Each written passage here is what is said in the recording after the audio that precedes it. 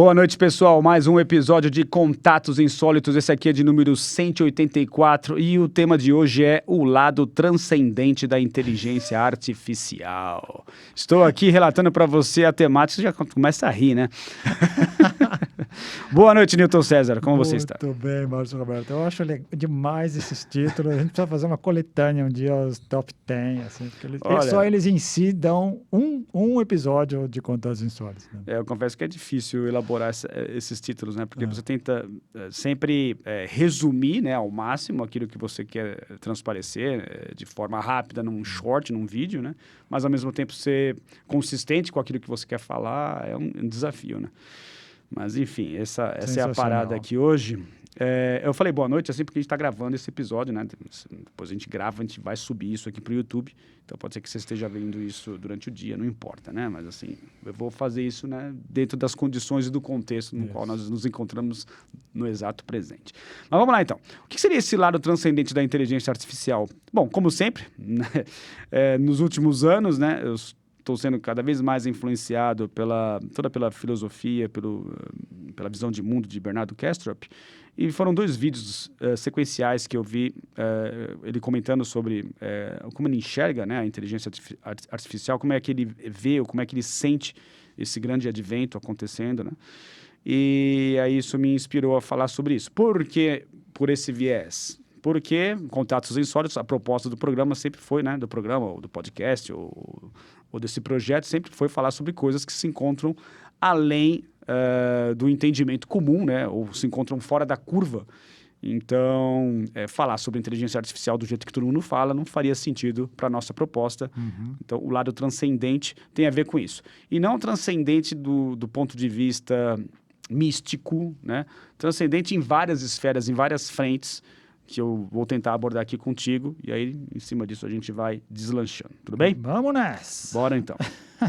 Bom, a ideia que o Bernardo Kastrup coloca sobre a inteligência artificial, em um primeiro momento, é de isso transparecer como se fosse um processo que se encontra dentro do inconsciente coletivo. Porque é um processo em larga escala, né, que está na crista da onda. Aliás, não é nem mais uma onda, acho que é um tsunami, né? No momento, né, como uma ferramenta que nós todos sabemos que é uma ferramenta tecnológica, mas ele parte do seguinte pressuposto: como o universo é mental, né, tudo se encontra dentro desse universo, e como a partir daí há essa interpretação que ele advoga de que o universo, não só ele, né, mas as filosofias orientais e outras pessoas de renome, muitos cientistas no mundo, muitas pessoas, né, mas como eu acabo tendo muito contato com a filosofia dele, eu acabo trazendo ele para o meio dessa discussão, mas obviamente ele não está sozinho nessa, de que o universo, né, o uno, se dividiu ou se dissociou, né, em infinitas multiplicidades de seres, com o intuito de conhecer a si próprio, né? Tudo se encontra, na verdade, né, dentro do profundo, né, como a gente também já mencionou algumas vezes. E esse processo, ele segue o seu curso dentro da coletividade, mas de uma forma inconsciente, porque os próprios engenheiros que estão trabalhando assiduamente na produção dessas ferramentas também não estão isolados, né, e fazem parte desse movimento da natureza de conhecer a si próprio, né, a si própria, né? Então, esse é o primeiro aspecto da transcendência que eu acho interessante a gente conversar a respeito um pouquinho disso, e depois falar sobre outras implicações, que eu vou mencionar aqui só para a gente não esquecer, mas que envolve a nossa relação com o trabalho, né, e quanto que isso vai causar necessariamente um ponto de ruptura aí com a forma que nós entendemos a vida. Então, esse é um aspecto interessante que vai ter a ver com essa questão da transcendência, não da transcendência das máquinas em relação a elas mesmas, mas utilizando essa ferramenta, o quanto que nós iremos provocar a nossa própria transcendência. Esse é o primeiro aspecto. E o outro aspecto dessa transcendência envolve essa diferenciação que eu acho importantíssima, e muita gente ainda se confunde, que é separar inteligência artificial de consciência artificial.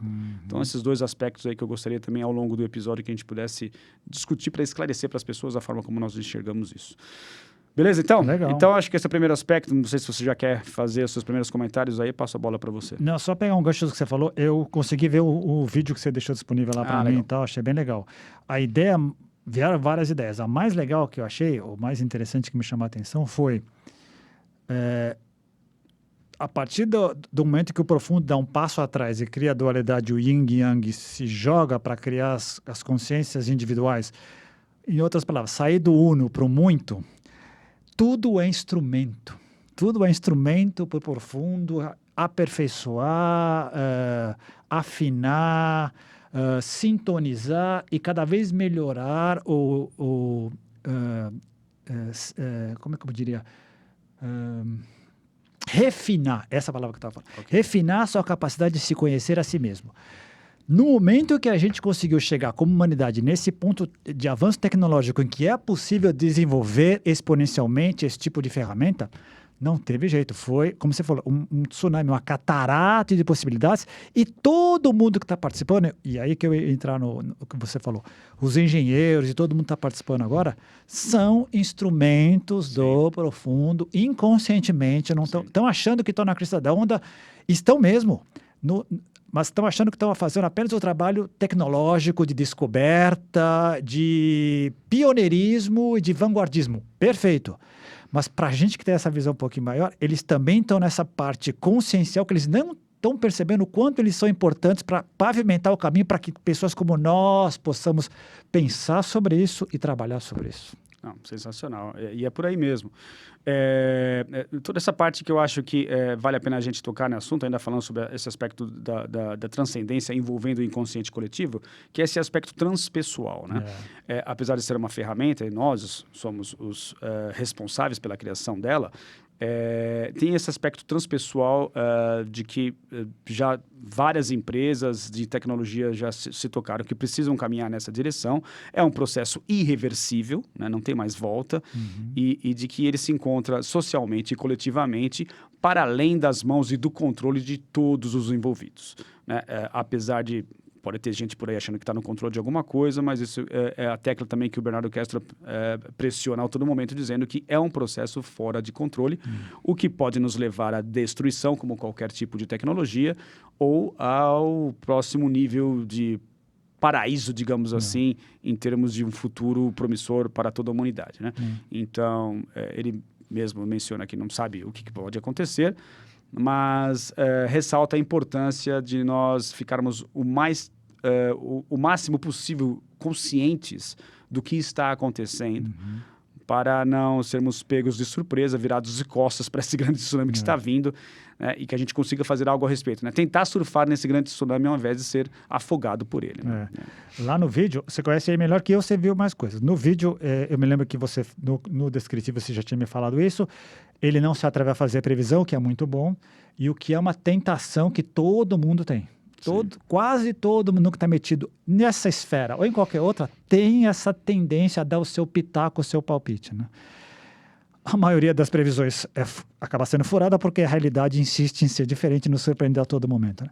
Ainda mais agora que essa ferramenta, como muitas outras ferramentas tecnológicas, é psicoativa também. Peraí, o que quer dizer com psicoativo? Porque mexe com nossa psique também, que é uma das coisas que nós vamos entrar aqui. E não é só a parte tecnológica que nos... A primeira coisa que vem à mente das pessoas, ou as primeiras coisas é como eu vou ganhar dinheiro com isso, como eu vou maximizar o meu trabalho, como eu vou maximizar o meu estudo. Estou pegando as 3 linhas principais, que é o que eu mais vejo nas pesquisas que eu estou fazendo, né? E tem uma quarta agora usando como terapia. Ah, sim. Né? Mas como psicoativo está mexendo com a psique planetária de uma maneira que ninguém ou pouca gente está percebendo o grau de profundidade que é.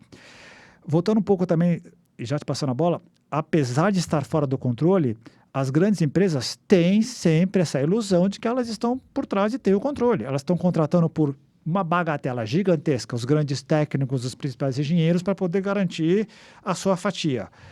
É possível que elas consigam garantir? Fazendo só uma observação, qual era o sonho da internet quando ela começou? Democracia, todo mundo vai ter acesso a tudo gratuitamente, e não foi isso que aconteceu. Sim, né? Sim. Não dá para prever o que pode acontecer. Pode ser que algumas empresas controlem a maneira como a gente lida com ela, pode sim. Mas tudo indica que cada um vai ter a sua inteligência artificial, vai poder moldá-la, a sua imagem e semelhança e poder fazer disso ou paraíso ou inferno. Exato.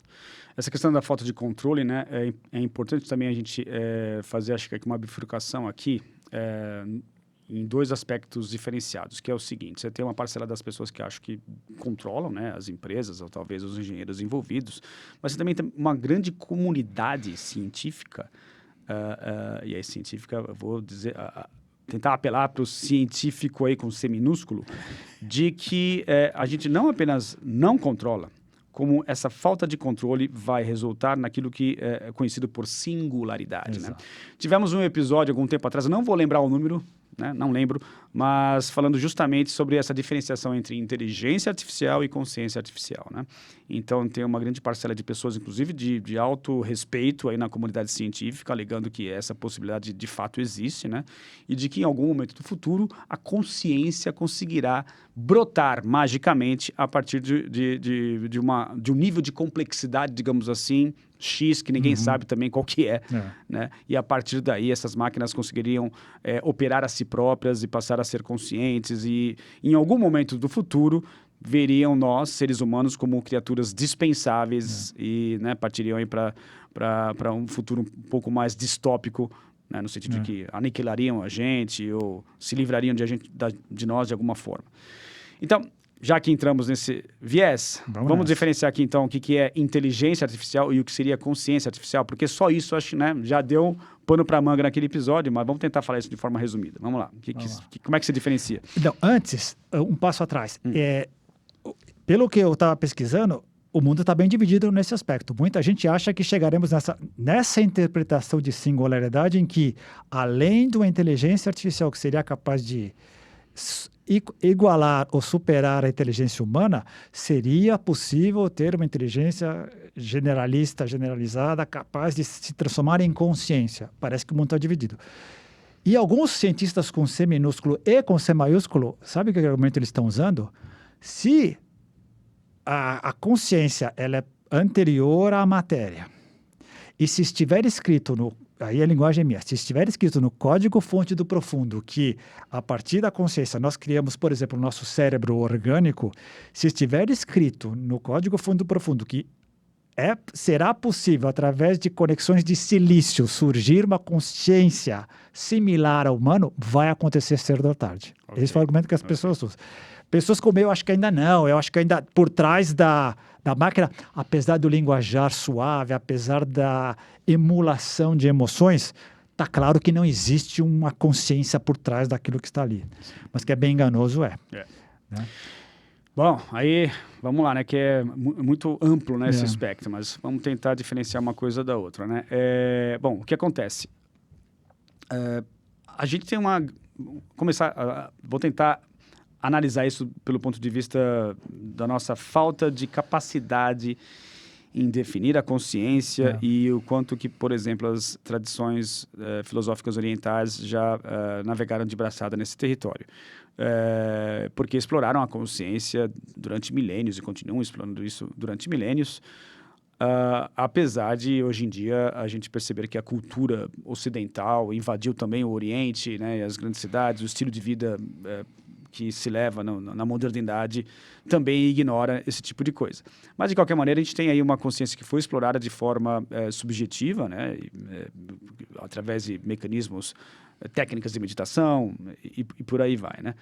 Então, sempre analisando, entendendo ou interpretando a consciência como um fator primordial, fundamental, a partir da qual tudo deriva, né?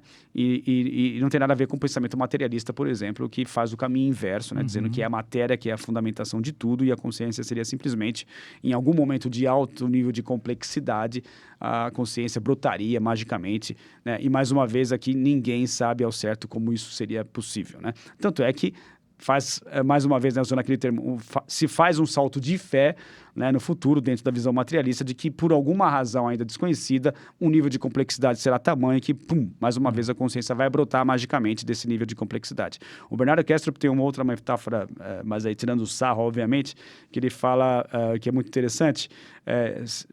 Seria a mesma coisa que imaginar se você adicionar cada vez mais pernas em uma centopeia, em um determinado número, isso seria tão complexo, essa centopeia teria tantas pernas ali, que você, a partir daquele ponto, seria capaz de imaginar que ela pudesse voar.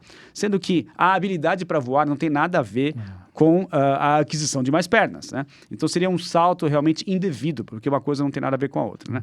Um outro aspecto que ele menciona também muito corriqueiramente é que seria possível você construir um computador, um gigantesco computador, simplesmente com canos e válvulas, né? Para você conseguir, né, trabalhar com zeros e uns, né, válvulas abrindo e fechando, canos, água, né? Teria que ser uma coisa gigantesca, obviamente, seria inviável você construir isso, mas nem por isso você acharia que, a partir do momento que você tem um computador tão gigantesco feito com canos e água, isso naturalmente formaria uma consciência a partir disso, né? Então, esse é o primeiro ponto. Diferentemente de inteligência artificial, que já existe, né, que já é uma realidade, né, e consciência artificial não, é o fato de que a gente define a inteligência como a capacidade para resolver problemas. Né? Isso a gente consegue medir com testes de QI, por exemplo, e através das máquinas também é plenamente possível você identificar a capacidade que um computador consegue resolver problemas complexos, como, por exemplo, matemáticos. Né? Então, são duas instâncias bem diferentes. A consciência seria um nível, uma capacidade de experimentar coisas, ou passar por experiências internas subjetivas, né? Como nós, por exemplo, sentimos e deduzimos também por observação, né, de que os animais também possuem essa mesma capacidade, embora, né, todo o sistema cognitivo seja bem menos complexo do que o nosso. Então, essa diferenciação entre uma coisa e outra acho que é importante, e muita gente confunde, infelizmente, gente, inclusive de grosso calibre, acaba confundindo essas coisas, né? E você tem todo o movimento da singularidade, né? Que, ou aquela ideia, né, de que vamos pegar uma consciência aqui, vamos transferi-la, né, depois que a pessoa morre para dentro de um computador e você vai, né? Tem muito investimento, inclusive, em tecnologias que objetivam fazer isso, e que o Bernardo Kastrup diz que é uma coisa absurda. E eu também acho que cada vez mais, né, não é uma coisa definitiva, mas cada vez mais eu venho realmente deduzindo de que realmente não faz sentido algum. Eu acho que aí concordo contigo. Tem alguns aspectos que eu acho que é interessante lembrar. Porque eu acho que seria esperado que as pessoas confundissem isso. Por quê? Além da capacidade de resolver problemas, que é a definição da inteligência, e também a gente pode lembrar que tem vários tipos de inteligência, a cognitiva é essa, né? Mas tem a espacial, espiritual, social, psicossocial. O que acontece? Eu acho que o grande movimento das pessoas que acreditarem que, ou confundirem inteligência com consciência o nível de inteligência artificial que a gente tem hoje já superou o teste de Turing. Sim. Então, para essas pessoas, superar o teste de Turing seria a confirmação de que haveria consciência, na definição de consciência delas. Lembrando que a definição de consciência ela é ampla o suficiente para dar vazão a isso. Para nossa definição, ela não serve. Né? A gente parte do princípio que não há um interior. Não há um interior que tenha emoções, sentimentos, uma série de outras coisas e que seja capaz de experimentar que essa máquina terá. Isso é uma coisa. E a nossa definição, e o futuro dirá, tomara que a gente esteja aqui para conseguir confirmar ou não. Agora, tem outra coisa que é muito legal. Nesse planeta, nessas coordenadas de espaço-tempo, a vida se deu dessa maneira e a consciência brotou desse jeito. O universo é grande. O universo pode ter outras maneiras, o profundo pode ter criado outras maneiras de se expressar lá fora.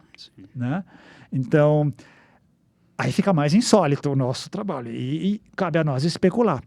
Não dá para ir tão longe, a gente pode especular o que está acontecendo aqui agora. Sim. Então, essa ideia de gente investindo dinheiro e achando, inclusive, marcando data para 2029, de 2029 a 2031 não passa a singularidade. Ou investindo dinheiro para esses computadores, eu acho que seria de se esperar que se pudesse levar.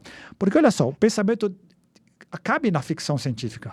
Se eu já tenho um universo inteiro que é a internet, que é o ciberespaço, por que eu não posso colocar, olha, isso é ficção científica, mas por que eu não posso colocar a minha consciência, que é também intangível, material, lá dentro? Frankenstein. Mary Shelley. É possível que as pessoas pensem isso, é possível que alguns experimentem isso. O que vai acontecer? Aí eu vou me atrever a fazer uma coisa que eu não gosto de fazer, que é fazer previsão. Vai se tentar fazer isso, não vai se conseguir, mas vai haver subprodutos interessantes que vai nos levar para outros caminhos que podem nos trazer soluções para outros tipos de problemas que a gente nem imagina agora. Não, com certeza. Acho que vale a pena a experimentação, né? Você tem razão, mas não necessariamente vai chegar no ponto em que se prevê que vai chegar, né? Então, acho que isso é um aspecto importante. E outra coisa também, só para terminar e já te passar a bola, gozado, né? Invariavelmente, quando se explora esse tipo de especulação e se vai para o futuro, tende a ser distópico, vai nos destruir necessariamente.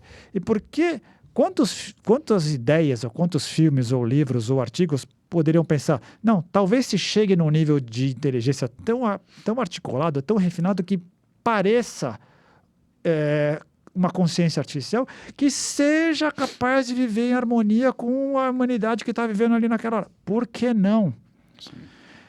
A gente se rebaixa tão grande e talvez a gente enxergue a nossa sombra, um pouco da nossa sombra, de maneira tão intensa que a gente não consegue vislumbrar esse futuro, né? Bom, concordo com tudo que você falou, acho que são aspectos interessantes a serem levantados, mas quando você falou a questão do parecer, acho que é importante fazer um parênteses aqui, que é o seguinte, e me perdoem que eu estou meio gripado aqui, então vou ficar fungando o microfone, e vocês que estão assistindo me perdoem, não tem jeito, né? Bom, mas vamos lá.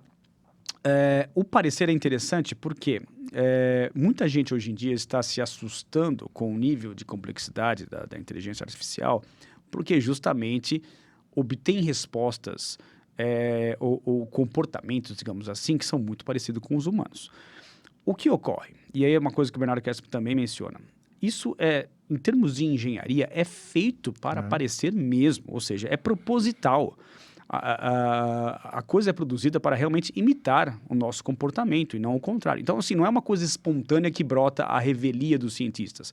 É uma coisa projetada para que se pareça e confunda mesmo. Programa, Outra coisa, uma coisa que ele menciona que é um exemplo legal. Manequins, por exemplo, são projetados para se parecerem com os humanos. E nem por isso a gente acha que de uma hora para outra, de uma vitrine de uma loja, um manequim vai sair andando porque ele se parece muito com a gente. O se parecer não significa ser, né? Então essa é uma grande diferença. Aliás, é um grande problema também, e acho que deveria entrar na nossa discussão, já que é o aspecto transcendente, ou o lado transcendente da inteligência artificial, que é o que é ser. Boa. Né? Porque a gente parte do princípio que sabe, né? Parecer é uma coisa, ser é outra. O que é ser? A gente não discute isso. A gente não sabe definir. Uma outra coisa também que tem a ver com o episódio anterior, que Deepak Chopra, que foi o cara que a gente mencionou, se não me engano, no episódio anterior. Que é esse aspecto da consciência não ser difícil de ser definida porque não tem forma. E por não ter forma, não se encontra aqui no universo físico. E por não se encontrar aqui no universo físico, ela se encontra além do universo físico, né? Então, isso tem a ver com essa questão do ser, né? Então, não sei se você quer ousar a falar sobre isso. Não, acho que vamos lá, a gente está aqui. Inclusive, na semana passada, não sei se foi no momento do Deepak Chopra ou no outro, que você deu o exemplo de uma pessoa que foi procurar um guru e o guru começou a perguntar para ele, mas quem você é? E a pessoa sempre dizendo exemplos, né? Que eu acho que esse é o nosso grande fator. A gente aprendeu a associar a nossa identificação com coisas, com rótulos, com outras coisas, mas o ser em si, a essência que nós somos, não fomos ensinados a aprofundar. Culturalmente falando, familiarmente, socialmente, nacionalmente, não foi. E, mais, nos raros momentos em que as pessoas entram em contato e tentam fazer esse tipo de trabalho, requer uma coragem, requer uma dedicação, requer uma profundidade que ou nem todo mundo ou tem condições de fazer, ou tem disposição a fazer, ou tem recursos. Sim. Por quê? Porque o processo de aculturação é tão grande que a pessoa acaba se perdendo. A gente estava agora há pouco falando com um amigo nosso e com essa ideia de, eu queria ter desenvolvido, mas porque demoraria muito tempo. A nossa identificação como eu sou homem, eu sou brasileiro, eu sou palmeirense, eu sou da esquerda, são emulações, são rótulos que a gente coloca para tentar dar um sentido para esse ser que a gente desconhece. Exatamente. O conhecimento, esse olhar para dentro, que é muito fácil de falar, vai além da simples meditação, vai além de um simples exercício de contemplação. Requer anos e anos de prática. Não é à toa que esses processos demoram tanto, porque não é de uma hora para outra e não vem de uma hora. A ideia da iluminação não é uma coisa que você vem, eu estou iluminado e minha vida está resolvida para sempre. Não. Primeiro, ao contrário do que a gente já discutiu isso aqui em alguns episódios, parece que ao contrário do que a gente imagina, isso não é uma busca, isso já é um estado latente. Ah, sim. É uma questão de despertar. Exato. E olha como é difícil despertar. E aí são vários aspectos que você mencionou que me inspiraram em várias coisas. Vou ver se eu me lembro, né? Porque eu não tenho certo de anotar, que nem você tem. Eu não tenho. Isso vai passar para mim aqui. Deixa eu passar. Vamos lá, vamos ver se eu consigo apelar para minha memória, para já ir treinando, né? O passo a passo e evitar, assim, o Alzheimer, né? Aquele alemão que todos nós tentamos evitar num futuro próximo, porque já somos velhinhos. É o seguinte, da mesma maneira que existe um grupo de cientistas ou pessoas de grosso calibre, engenheiros, que estão profundamente envolvidos nesse tipo de previsão que apela justamente para essa mágica de que a consciência, de alguma forma não entendida, vai surgir de um nível de complexidade tecnológica X, né, digamos, advém justamente dessa ignorância sobre a origem deles mesmos. Né? Ou seja, pelo fato de nós não considerarmos qual seria a nossa origem, assim, na verdade se considera, né, que é uma origem biológica, né? Então a visão materialista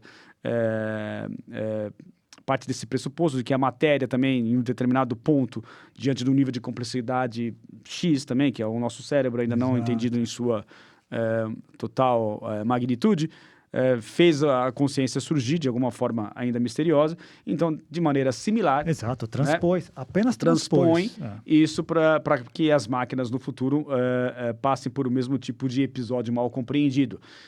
Levando-se em conta, inclusive, toda a ignorância proposital, né? Ou seja, não querem entrar nesse métier, não querem considerar como um território fértil para avaliar essa possibilidade de que as filosofias orientais há milênios nos dizem, né, de que a consciência é um fator primordial da realidade a partir da qual tudo surge, né? E aí a matéria em si seria simplesmente uma consequência do nosso nível de percepção, né? Nosso sistema cognitivo e perceptivo, né? Nossos sentidos, dariam consistência a isso que nós chamamos de fisicalidade ou materialidade, né?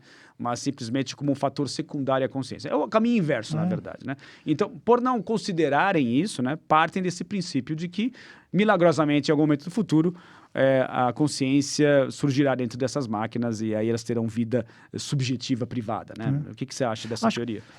Eu que eu anotei aqui, justamente. Quem parte dessa premissa vai chegar nessa conclusão, vai chegar nesse transpasso naturalmente. Então, não tem como escapar disso. Se a visão materialista é desse nível, em que acredita que verdadeiramente, com o processo de evolução, chegou-se ao cérebro, que seria entre aspas, a máquina, o instrumento, o órgão mais refinado do universo, e a partir dele que a consciência surgiu, seria um passo natural. Vamos criar máquinas tão refinadas que vão similar o cérebro de tal maneira que vai ser natural que surja também. É um passo, para mim, absolutamente natural. O que é interessante o que você está ressaltando aí, que a gente poderia dar alguns nomes aos bois? Esse tipo de pensamento é exatamente o que esse tipo de cientista mais odeia. Eles são avessos a tudo que se refere à religião, à crença, a dogma. E é o que o Rupert Sheldrake sempre apontou. Esse comportamento de cientistas é dogmático e é feito a partir de crenças também. Sim. E, por outro lado, como é que a gente pode esperar que essas pessoas leiam todo o processo, ou se interem de todo o processo das grandes tradições espiritualistas de milênios apontam faz tempo, se eles não as experimentaram, se eles já categorizam como religião e como água e óleo são immiscíveis. Se eu estou nessa esfera, essa esfera não existe. E pior, não reconhecem seus pares anteriores. Max Planck, Bohr e outras pessoas sempre disseram isso. eu acho que eu já falei aqui em vários episódios, o Ken Wilber escreveu um livro chamado Quantum Questions. Ele juntou 17 cientistas do começo do século passado e do começo e do final do século passado. Todos eles disseram, uma coisa é a física, outra coisa é a espiritualidade. No laboratório eu faço uma coisa, quando eu quero me conectar com Deus, eu vou para a igreja, eu vou fazer alguma outra coisa. Todos eles. E todos eles disseram, a tentativa de tentar justificar, usar a física quântica para justificar a espiritualidade, ela é falsa. São duas áreas completamente diferentes. A física lida com a fisiosfera. A teosfera é outra coisa. O que aconteceu? No meio do caminho aparece o tal da física, aparece alguns desses físicos que tentaram fazer essa ponte, usando uma linguagem muito bonitinha e tal, mas sem perceber que estão falando de coisas imissíveis mesmo. São outras coisas. A incapacidade dessas pessoas de experimentarem é que é o grande problema. Quem experimentou não discute. Exato. Qual é o grande problema aí? Se eu parto de um princípio, se a minha premissa é tão forte que me impede de, inclusive, tentar e considerar aquilo como uma possibilidade possível, eu nunca vou experimentar. Sim. Só se ele tiver uma experiência de pico, alguma coisa louca. Que foi o que aconteceu, inclusive, com aquele italiano lá. O Fadin, né? Fadin. Eu esqueci. Não é Henrico Fadin? Acho que é Henrico Fadin. Que criou os transistores e tal. E aí Exato. Hoje mudou totalmente. Exato. Que teve uma experiência espontânea durante a noite, né? E ele relata isso, né? No livro dele, né? Então, Federico Fadin. Frederico, não é Henrico, é Federico Fadin. Então, um dos pais não do transistor, do microprocessador. Microprocessador, né? Então, não, sensacional. E é isso mesmo, né? Agora, o que eu achava importante também a gente mencionar, e esse é o outro ponto que eu falei para você no início do episódio, é sobre como... Porque o que acontece? Se você coloca as máquinas no centro desse palco da inteligência artificial, que alguns segmentos colocam de fato, você transfere essa transcendência para algo objetivo, né? E se isenta da subjetividade, por quê? A ciência nunca considerou, né? A ciência que eu falo é a ciência com C minúsculo, não com C maiúsculo. Nunca considerou a possibilidade de protagonismo do universo subjetivo na vida como um todo. É sempre um aspecto secundário, existe sim, mas não é relevante, etc. Se a gente sai dessa objetividade toda, se a gente se mantém focado nessa objetividade, você tende a achar de que realmente, em algum momento do futuro, a consciência vai brotar de algum nível de complexidade física que ainda nós não entendemos, mas que, da mesma forma que a consciência ou o cérebro criou, né, porque se acredita nisso, vai ser possível a gente criar isso artificialmente. Porém, se a gente tira da equação a máquina ou o algoritmo, e coloca o ser humano nessa equação, e por que a gente deve colocar o ser humano nessa equação? E daí vem a ideia da transcendência de nós, seres humanos, e não das máquinas. A gente é obrigado a encarar a inteligência artificial do jeito que ela realmente é, uma ferramenta. E sendo uma ferramenta, isso naturalmente vai... E talvez acho que a ferramenta mais poderosa de todas elas, no nível de uma bomba atômica, ou seja, tão poderoso quanto, né? Em âmbito individual. Isso, né? em âmbito individual. Isso vai provocar necessariamente a nossa própria transcendência, né? Necessariamente, primeiro num nível muito pessoal, no nível social, mas também no nível coletivo, e sabe-se lá o que pode acontecer a partir daí. Então, esse é outro viés que eu gostaria de trabalhar com você aqui hoje, né? Como é que a gente pode explorar isso? Porque o Bernardo Kastrup menciona o seguinte: a coisa, a julgar pelo ritmo que a coisa está indo, não vai demorar muito para que muitos empregos sejam simplesmente eliminados da face da Terra por causa da automação e da inteligência artificial, que vai substituir, sim. Pode criar outros empregos, é fato, mas também pode eliminar vários outros. Que seremos obrigados no futuro também, e é isso, sociólogos, economistas já discutem isso há algum tempo, como aquele salário universal base, né? A renda mínima universal, enfim. E de que, a partir daí, o ser humano seria obrigado a se livrar de uma coisa que tantos anos a gente, não diria milênios, né? A gente fica envolvido com isso e isso acaba nos tirando, sendo uma distração para aquilo que é relevante para a nossa essência, que é o trabalho.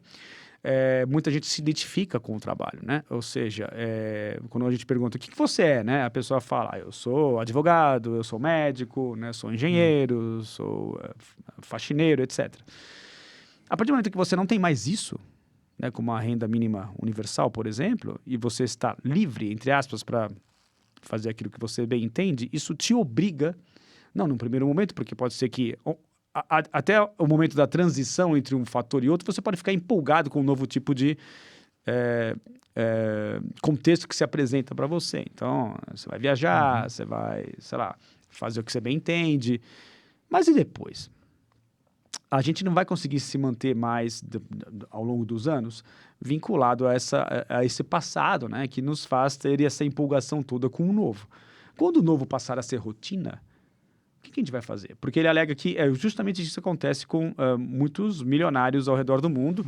Não estou dizendo que a renda mínima vai tornar as pessoas milionárias, mas o passar do tempo nessa condição onde você não vai precisar mais trabalhar vai desvincular essas pessoas daquilo que até então elas achavam que definiam o que elas eram.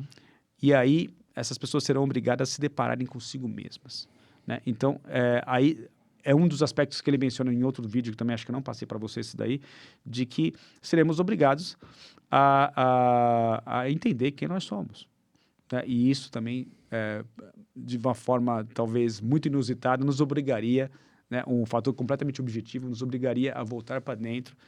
E aí muitas pessoas poderiam até apelar para coisas do tipo suicídio, etc., né? Não seria essa seria a versão distópica, mas a parte positiva seria de que finalmente não teríamos mais nenhuma distração, como o trabalho né? Na maior parte do nosso tempo estamos trabalhando, né? E o que é pior, né? Depois do trabalho a gente tende ao quê? Ao merecido descanso. Então eu vou procurar, já que, né, eu estou trabalhando em algo que eu não gosto, algo que geralmente é assim, né? Que não tem uma identificação com aquilo, eu vou dedicar o meu tempo livre me distraindo, né? Ou seja, porque eu sei que no dia seguinte eu vou ter que trabalhar de novo, me envolver com isso, então chegando à noite em casa, eu vou assistir um filme, eu vou, sei lá, jogar bola, vou brincar com meus amigos, vou fazer uma infinidade de coisas, mas que sempre são externas, né? Sempre são distrações. Então, a partir do momento que você tira o ponto máximo de distração, que é o trabalho, e eu digo isso não é sendo irônico aqui, eu acho que por bons motivos o trabalho acaba sendo o nosso ponto de identificação realmente com aquilo que nós somos. A partir do momento que você tira isso, somos obrigados a nos voltar para nós mesmos. O que você acha desse tipo de alegação do Bernardo Castro? Eu não sabia que ele tinha feito essa, eu já tinha visto alguma coisa parecida. Então, o espectro. É um espectro amplo. Primeiro, eu acho que é uma linha de raciocínio legítima, possível, mas cai na armadilha da previsibilidade do futuro. Então, tudo indica que, para mim, uma coisa que eu aprendi tudo que parece muito simplista acaba não acontecendo, porque a realidade é muito mais complexa do que é. Ponto 1. Ponto 2. De certa maneira, muitas das tecnologias que a gente tem hoje teoricamente, já nos poupariam uma série de trabalhos. Vamos falar um exemplo. A internet, o próprio celular, qual que era a ideia de criar tecnologia? Ganhar tempo para poder fazer outras coisas, para você se divertir mais, para poder criar mais, para poder olhar para mim. Foi isso que aconteceu? Não. Então, de novo, o nosso raciocínio otimista tende a se desdobrar nesse tipo de futuro. Quando eu imagino 8 bilhões de pessoas, eu não consigo ver isso. Né? Eu não consigo ver isso. Esse é outro ponto. Terceiro ponto. A ideia do trabalho como uma obrigação que 80%, 90% das pessoas no mundo têm que passar, com uma coisa desagradável pela qual eu tenho que gerar energia monetária para continuar me mantendo, ela é negativa sim. Mas tem que lembrar que muita gente gosta do que faz. Gosta. E aquilo que ela faz diferença na vida de outras pessoas. E elas sabem disso. E tem um significado muito importante.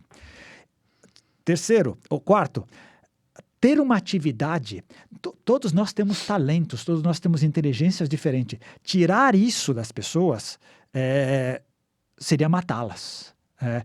você não teria necessidade de trabalhar pelo dinheiro, mas você continuará criando recursos para as pessoas poderem viver cada vez melhor. Um novo tipo de assento melhor. Eu acho que a gente não mataria isso, né? Uma brincadeira, um parênteses aqui, uma brincadeira que eu faço, que eu costumo fazer é, por que o comunismo nunca daria certo? Você imagina chegar para o Steve Jobs, você vai só trabalhar 8 horas por dia. Você está com impulso de trabalhar mais? Não faça. Para por aí. Ah, mas eu estou com 10 mil. Para, porque tem que equalizar tudo isso. Essa uniformização mata a nossa criatividade. A nossa criatividade é inata a nós. Terceiro, infelizmente, essa linha de raciocínio parte de um princípio muito interessante que está oculto aí. Um nível de consciência mínimo planetário em que todo mundo esteja mais ou menos de acordo com o que é isso que vai acontecer. Haverá aqueles que dominam os dominados, aqueles que não são capazes de se levar... Enfim, vai dar problema. Em outras palavras, eu acho que vai dar problema. Mas eu acho que é uma linha de raciocínio, muitos chegarão lá. O que está acontecendo hoje? Vamos fazer um exercício que a gente gosta de fazer. Vamos lidar com o presente.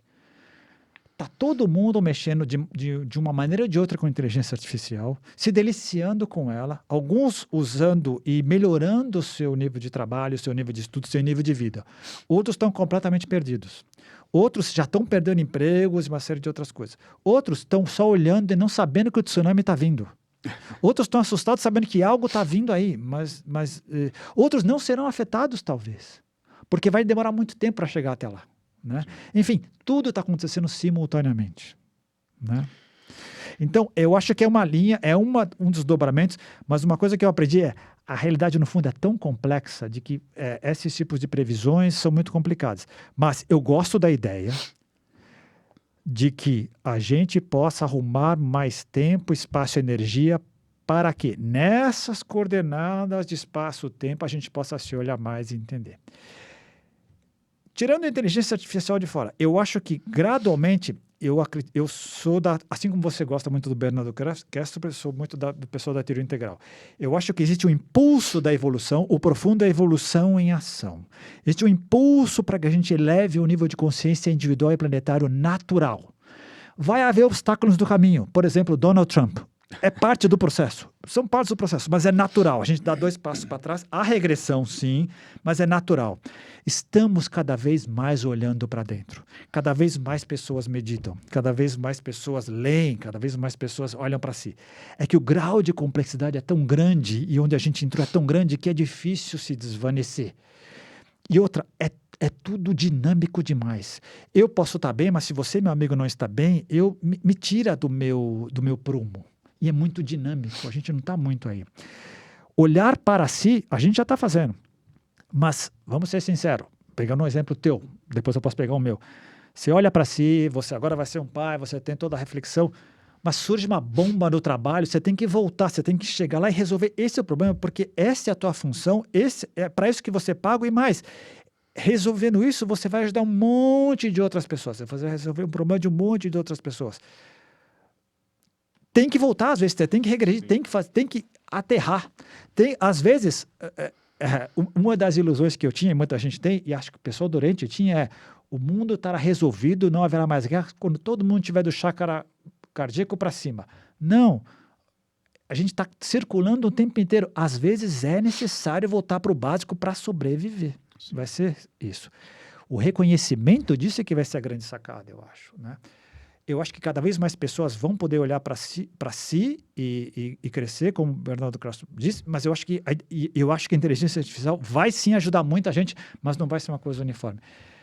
A própria ideia da renda única mínima universal, que no papel parece ótima, imagina isso para 8 bilhões de pessoas.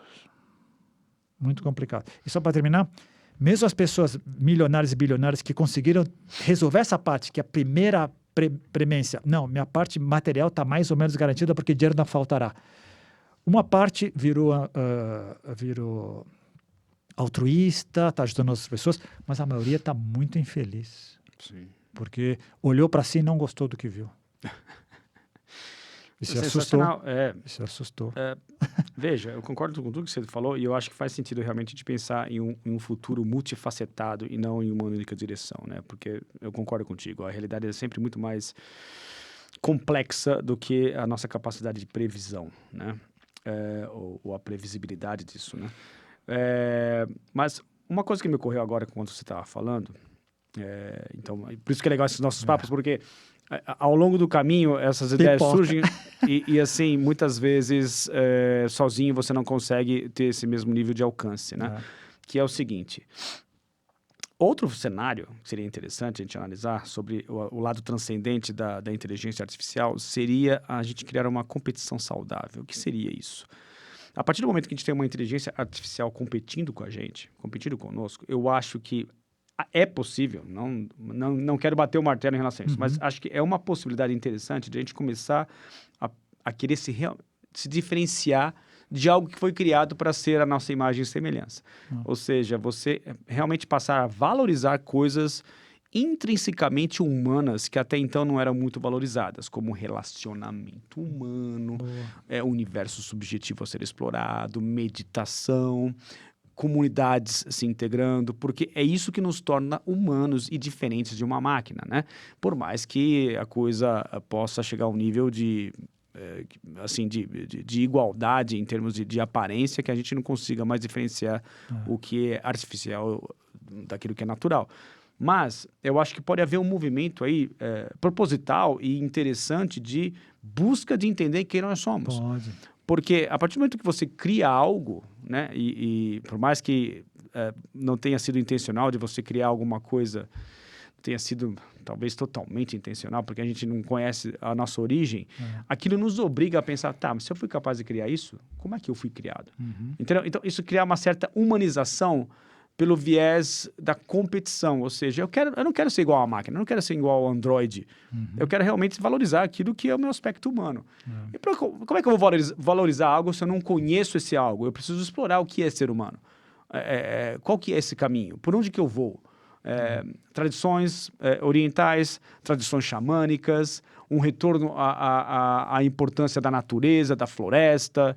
Eu acho que isso surgiu agora, enquanto você estava falando, talvez esse viés competitivo nos traga tudo aquilo que realmente sempre nos diferenciou de todos os outros animais, mas melhor ainda, vai fazer nos aproximar de outros aspectos da natureza que até então a gente havia se distanciado, justamente por causa de uma ferramenta que é o topo da tecnologia que nós fomos capazes de produzir, né? O que você acha dessa ideia? Acho muito legal. Eu acho que ela pode ter alguns desdobramentos. Ela tem uma capacidade hoje, diferentemente das outras tecnologias, de velocidade e capacidade de abarcar tudo que nós, mais ou menos, basicamente como humanidade, produzimos e está plasmado em algum lugar, em vídeo, em texto, em algum lugar, e a capacidade de sintetizar, né? Isso é muito bom. Tudo que você falou agora, ele parte de um princípio. Qual é o princípio que eu acho? É o nível mínimo de consciência para poder olhar para mim. Seja qual for a época. Antes dos anos 60, quando não teve a onda de gurus indianos e do Oriente vindo para os Estados Unidos, tinha-se uma tradução do I Ching, tinha outra. O Jung falando sobre isso era muito escasso, o pessoal não tinha muito acesso. Conseguir um livro desses, uma cópia desses, era muito complicada. Anos 60, boom, aquela ideia da nova era, o começo da nova era, se descobriu um monte de coisa. Olha o salto que se deu do final da Segunda Guerra para o final dos anos 60, em termos espirituais, com E maiúsculo. E a partir daí, as tecnologias, de alguma maneira, nos ajudaram a chegar até aqui. E a inteligência artificial nos dá uma ferramenta gigantesca. Agora, olha que interessante. Como é que as pessoas estão usando isso mais ou menos hoje? Talvez use mais do que eu, corrija-me se eu estiver errado. Eu tenho um problema para resolver, eu tenho um relatório para fazer. ChatGPT, Gemini, faz para mim. Faça para mim. E faz. E faz rápido. E faz bem. Faz usando palavras que eu não sabia fazer. Por enquanto, a maioria está fazendo assim. Faça para mim. Não vamos nem falar nesse episódio nos problemas colaterais disso. O encurtamento da própria inteligência, o cérebro encolhendo e tal. O que eu acho?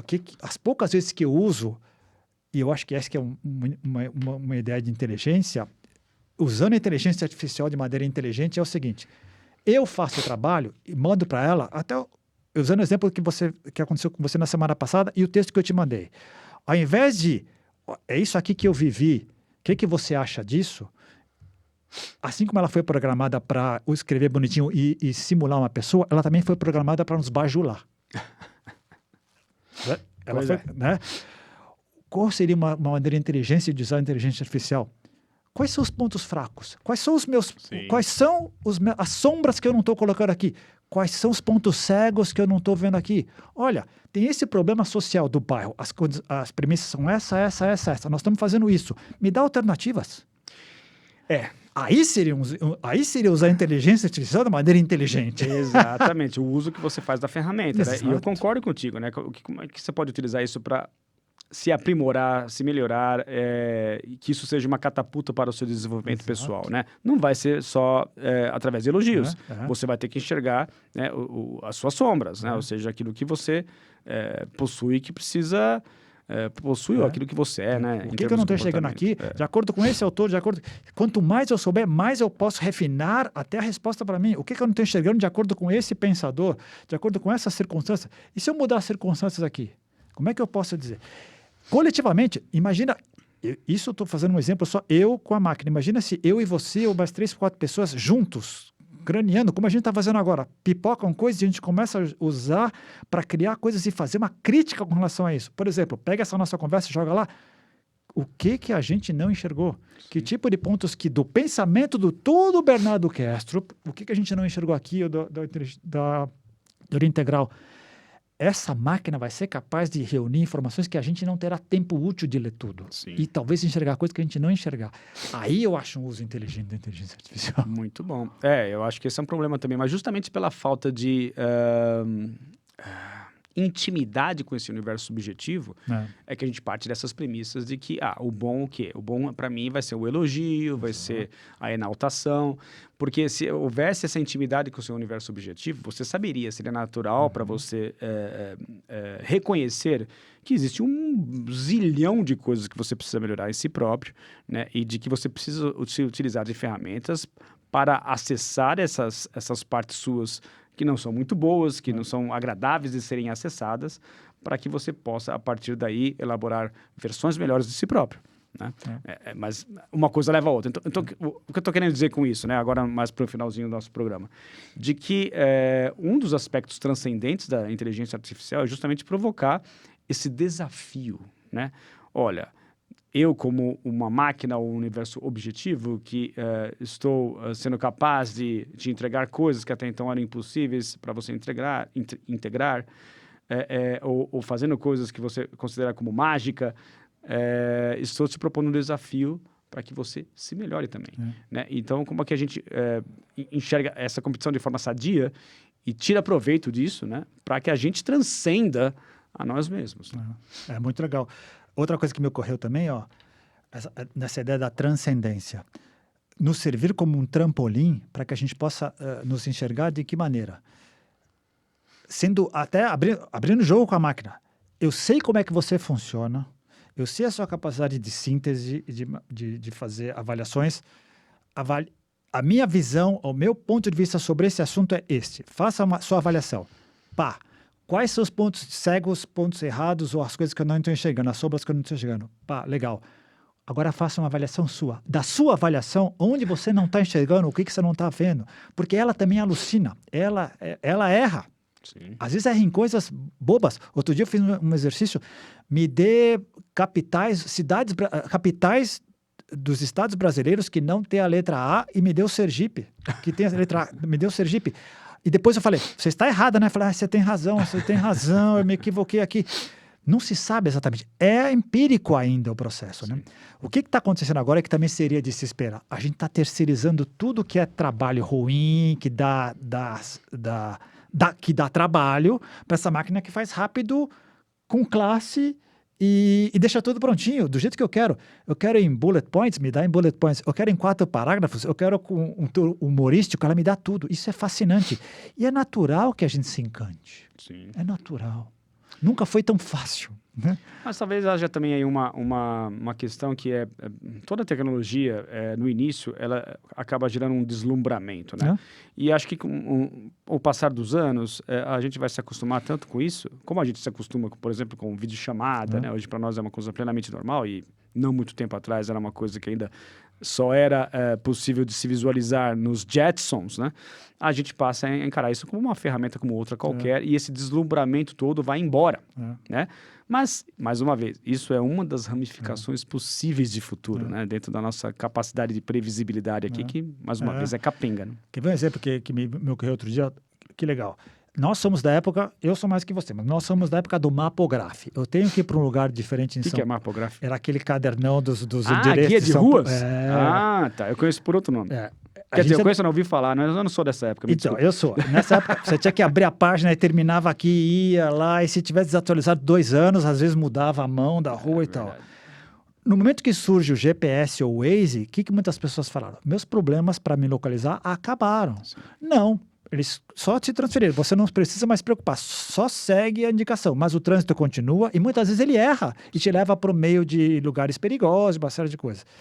De novo, a gente tende a terceirizar aquilo que dá trabalho, porque é normal, uma tendência nossa é ficar livre dessa coisa que nos complica, mas continuamos precisando nos transportar. Exato. E isso implica problemas. Implica problemas. Surgiu essa ferramenta agora. Que legal, a gente está explorando. De novo, tem um território gigantesco, a gente não tem ideia do território, mas os mapas que estão surgindo são muito legais. São mapas inéditos que nos dão uma ideia do território que a gente não imaginava.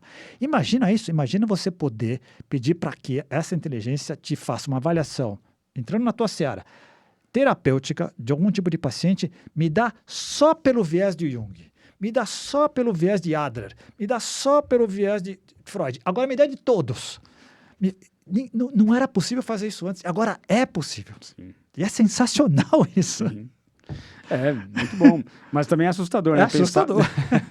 Que de repente uma máquina fazendo essa avaliação e é uma máquina que não possui tudo aquilo que nos faz humanos. Como é que ela vai ter condições de avaliar, sendo que ela própria não é da nossa própria natureza? Esse é que é o grande pulo do gato.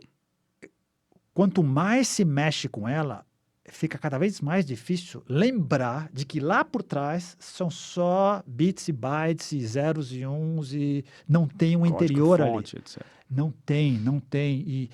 E quando vem com a voz, e quando vem com um charminho, e quando vem com palavras agradáveis, puxa, fica muito difícil de esquecer isso. Verdade. Será que deu?